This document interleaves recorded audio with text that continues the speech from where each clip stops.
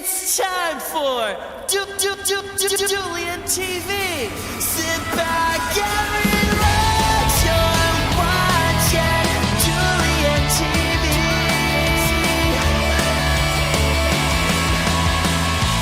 Dullian TV is filmed in front of a live studio audience.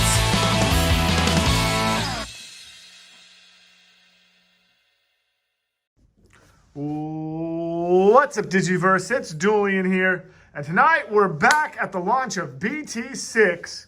Yes, Double Diamond is officially out in the United States of A, and here we are with JJ again. If you guys remember his old deck profile, if you haven't checked it out, it's right there. I'll link it above.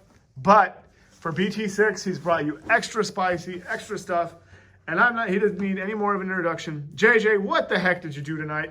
Well, let's see. I went 3-1 playing Gabumon. Yes, you heard it. If you guys remember my old deck profile, you know I'm a huge Garurumon fan. And, well, Gabumon's just another step up. Well, that's good. Is there any shout-outs you want to give today? When we gave a shout-out to the players here at the Vault, it was definitely good coming back after a while. I think we all got tired of just seeing Jessmon take over the format everywhere. So it's definitely a nice little breath of fresh air. I'd like to thank my friend Gabe for being so patient and waiting for me to get this deck all finished. Yeah, shout-outs to Gabe. Thank you, Gabe.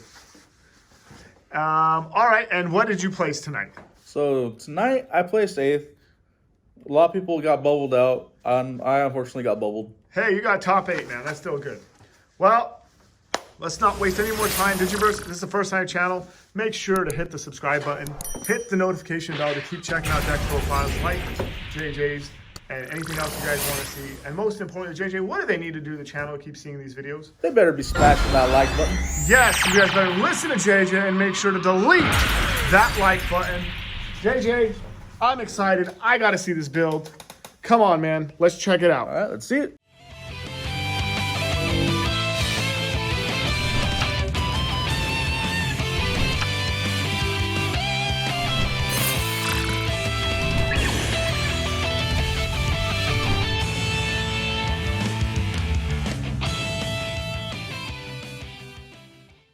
Alrighty, guys. So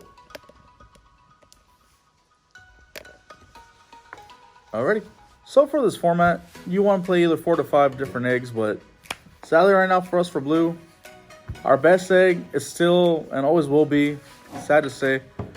I know you guys are getting tired of seeing it in blue, but playing 4 copies of Gabumon. I was wondering why they put in a 1-year anniversary of this card. So it all makes sense now. You don't need to play any other blue rookie. You're good with just the 4 Upas. You can try to play something else, but in my experience, after testing it, just stick with the 4 Upas.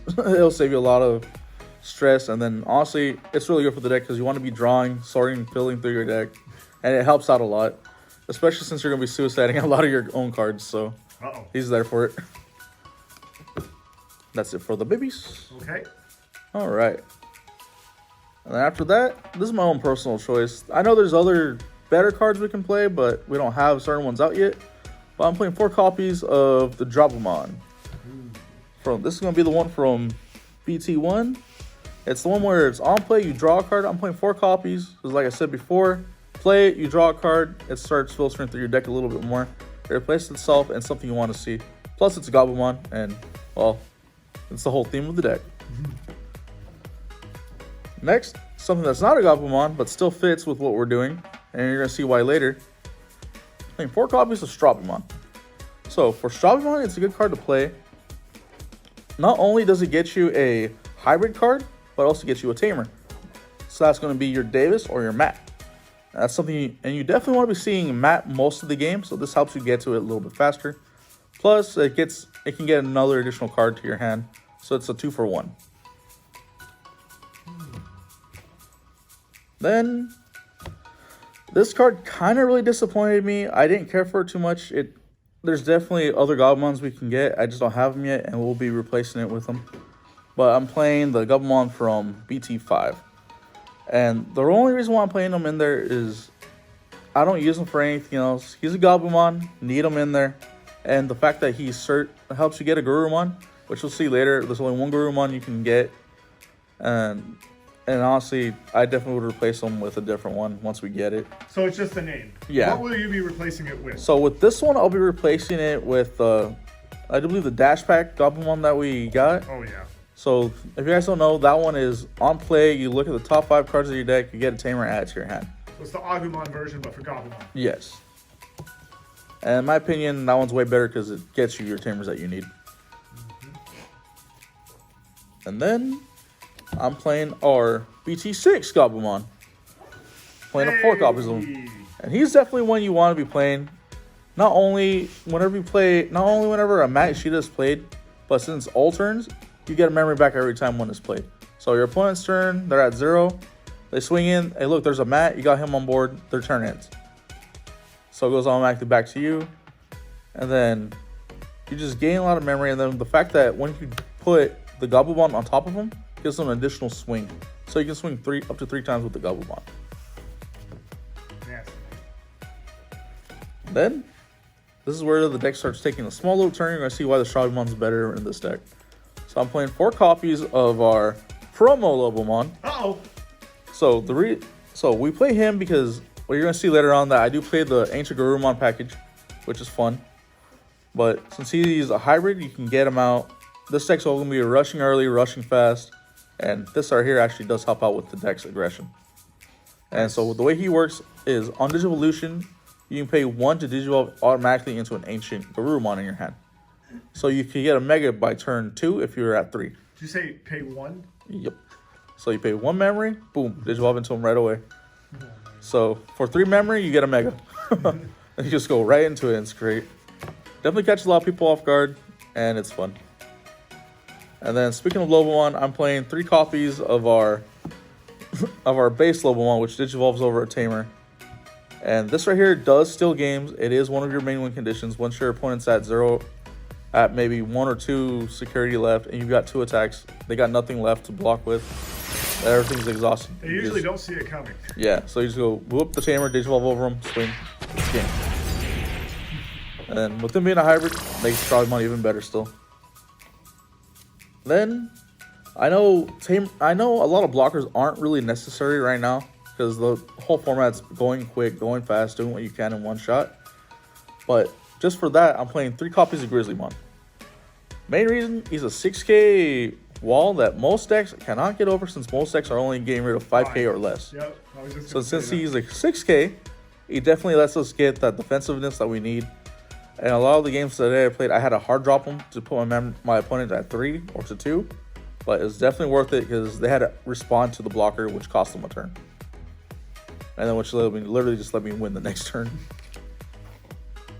And then since we're playing 4 copies of the promo Lobo, I'm playing 4 copies of Ancientgarurumon. Which, if you guys remember from the last deck profile, this was the main card for the deck. For here, he definitely sheds a little spotlight with our other ace card. If you guys don't remember what he does, every time he swings, he can restand up to 2 cards with hybrid or 2 cards with Garurumon in his name, including himself.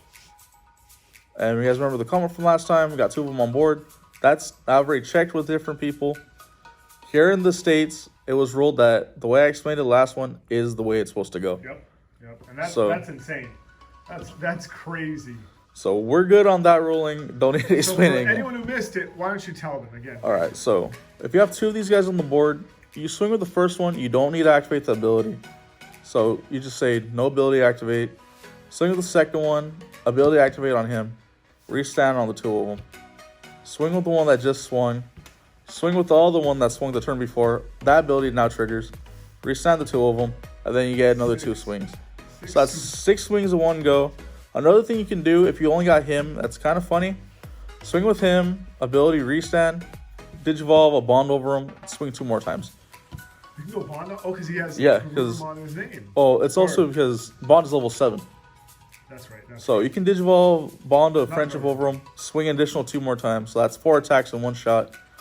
Most people aren't going to see it coming. Most people are going to be a little annoyed that that's happening, but it is what it is. And right now, though, we don't really have the cards to do that, so I've been having to find alternate ways of playing. Sometimes it does come up, and sometimes it's funny when it does happen. You're not going to have it all happen all the time, though. That's the warning I'm giving you guys. That's pretty cool. And then we come to the second ace of the deck. And then I'm sorry, I've only got one AA. I don't have the full playset yet. But we're playing 4 copies of the Bond of Friendship. So, this is your main ace of the deck. The Ancientgarurumon's another ace, but this is your main one. If you guys don't know what he does, pretty much as long as you have a tamer on board, when you swing with him, you can restand him.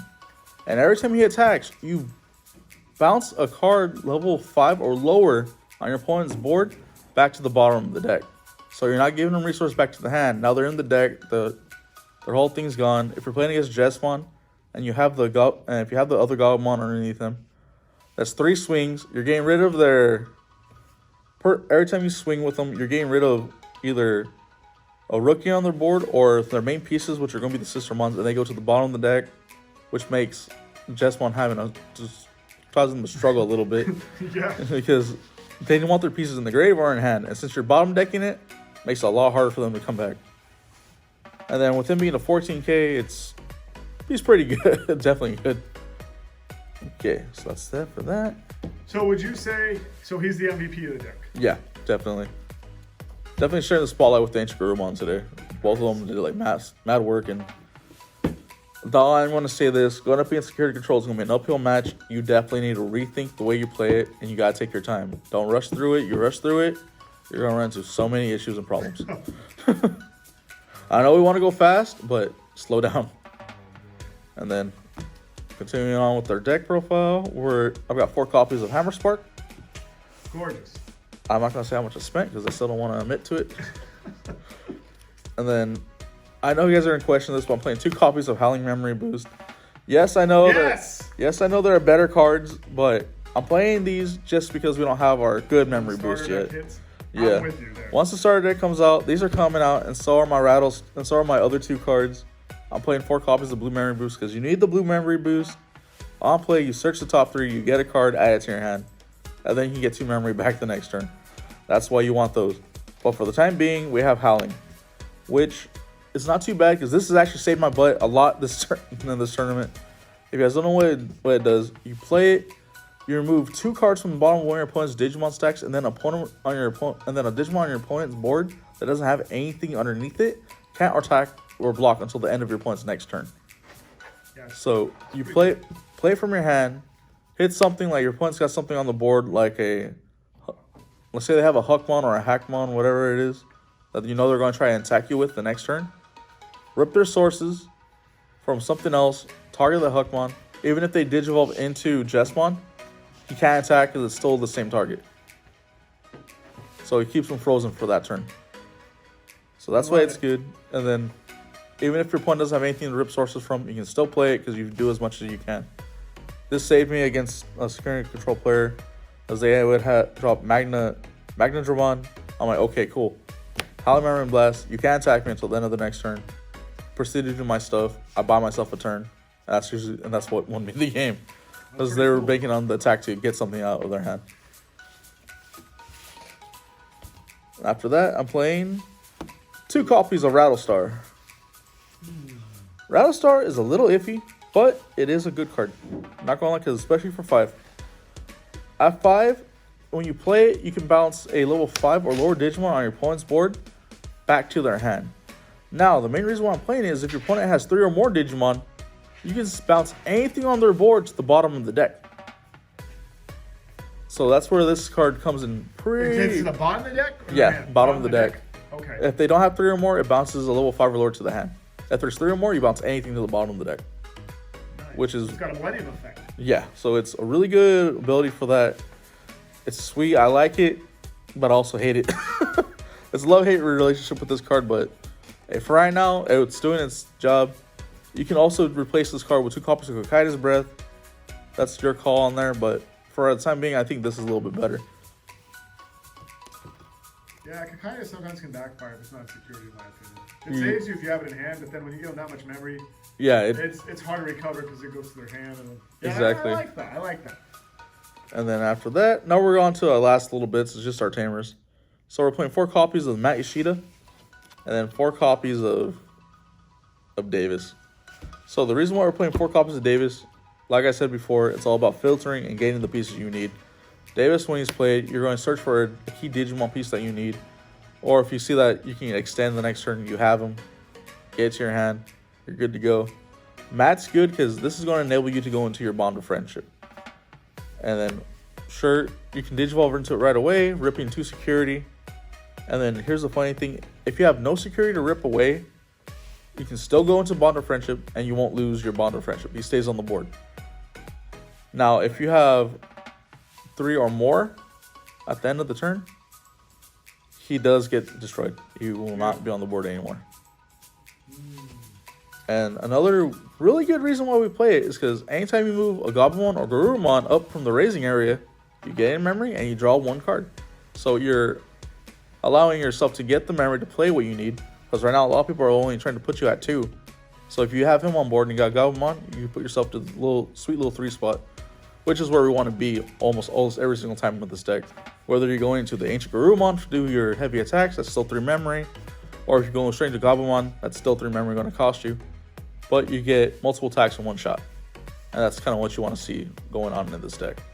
Fast aggression, a little bit of protection, but definitely you're going to be going fast, attacking things really quick. Will the deck get better once the star decks come out? Yes. 1,000%. Only even stronger. Yep. So. And then other than that, guys, that's pretty much the deck profile for this time around. It's a little bit different from what you guys have used to see me play, but the whole thing's still there. I'm still going heavily aggressive. And the way I'm playing, you win fast or you lose fast. It's one of the two. And it just comes out in your matchup and how you play it. And you gotta, and then definitely one thing you definitely want to do, make sure that you power shuffle your deck after each match. Otherwise, your cards will get stuck together and you're just going to hate yourself the rest of the game. Oh, Because that happened to me today, and I got lucky I was able to power out of it, but no. Never again. oh shoot. JJ, that's awesome, man. I love it. I love the spice. People did not see that coming. I wasn't ready to see that. That's awesome. I love it. I might have to try it out as well. Thank you as always for coming to the channel, taking the time after a long day of dueling, battling. Digiverse, thank you so much. Shout out to JJ. Make sure to let me know in the comment section what you think of the deck profile. Also, make sure to delete that like button. JJ, we appreciate you, man. Alrighty, guys. You guys have a good one.